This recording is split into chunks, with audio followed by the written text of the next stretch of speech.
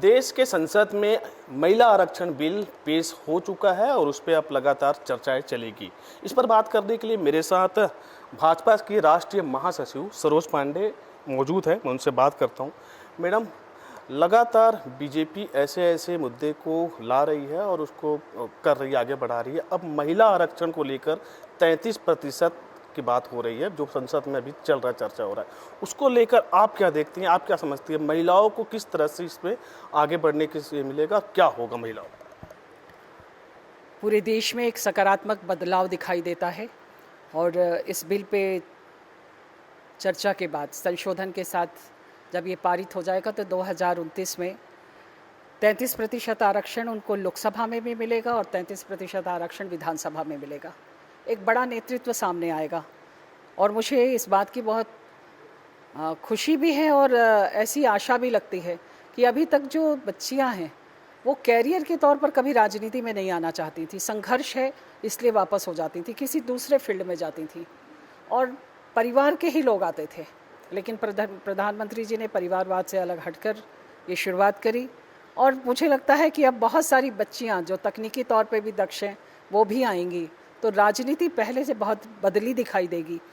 आधी आबादी सशक्तता के साथ में नीति निर्माता बनेगी, ये हम सब के लिए गौरव का विषय है। हमेशा हम देखते थे कि पुरुष प्रधान देश, लेकिन जब महिलाएं आती है, क्योंकि घर के काम भी रहते हैं, महिलाओं को घर के काम काज भी करते हैं, लेकिन जब 33% आरक्षण मिल जाएगा तो महिलाओं को किस तरह से, मतलब अब काम करने का तरीका कैसे बदल जाएगा? क्योंकि आप तो काफ़ी समय से राजनीति में हैं, हर चीज़ को समझती है, आपने महापौर से शुरुआत की और आप इतने बड़े तक हैं, तो शुरुआत कैसे होना चाहिए? क्योंकि अभी भी जो महिलाएं को आरक्षण मिलेगा, जो महिलाएं राजनीति में आएंगी, तो पहले घबराहट होती है, लेकिन उनको क्या करना चाहिए, किस तरह से शुरुआत?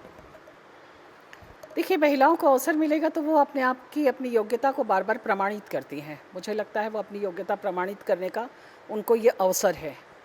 पंचायती राज में बहनों को अवसर मिला, बहनों ने वहाँ अपने को प्रमाणित किया। शुरुआती दौर में ऐसा ही स्थिति थी कि लोग विश्वास नहीं कर पाते थे, उनके परिवार के सदस्य हैं, परिवार के लोग हैं, ऐसी बातें बार बार होती थी।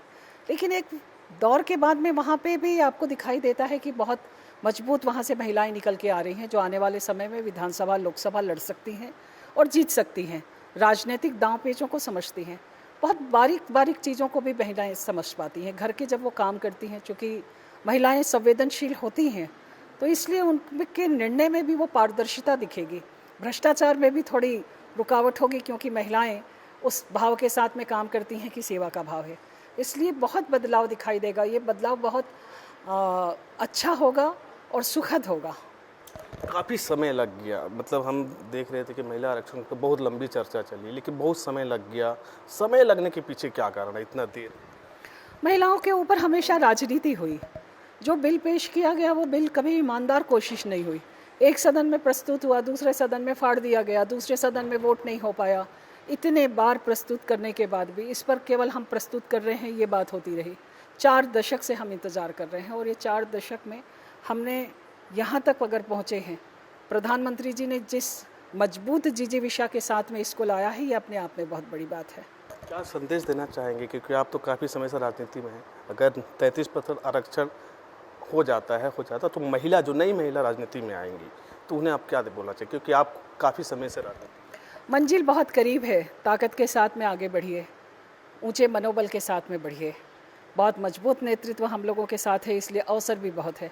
ये अवसर बार बार नहीं आता है, इसलिए इस अवसर को परिणाम में बदलिए। मंजिल सामने खड़ी है। एक छत्तीसगढ़ के लिहाज से यूसीजी छत्तीसगढ़ में भी लागू हो गया, मध्य प्रदेश के लिहाज पे, तो उसी पर आपका क्या कहना है? बहुत ऐतिहासिक निर्णय हो रहे हैं पूरे देश में और अब उसमें छत्तीसगढ़ भी शामिल हुआ है।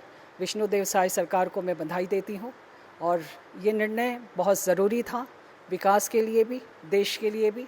और प्रधानमंत्री जी ने लगातार ऐतिहासिक निर्णयों के लिए, मुझे लगता है कि उनका ये कार्यकाल जाना जाएगा। तो ये थी राष्ट्रीय महासचिव बीजेपी की सरोज पांडे, जिन्होंने आरक्षण को लेकर कई बड़ी बातें कही और साथ ही यूसीजी जो छत्तीसगढ़ में लागू होना है उन पर लेकर अपनी प्रतिक्रिया दी।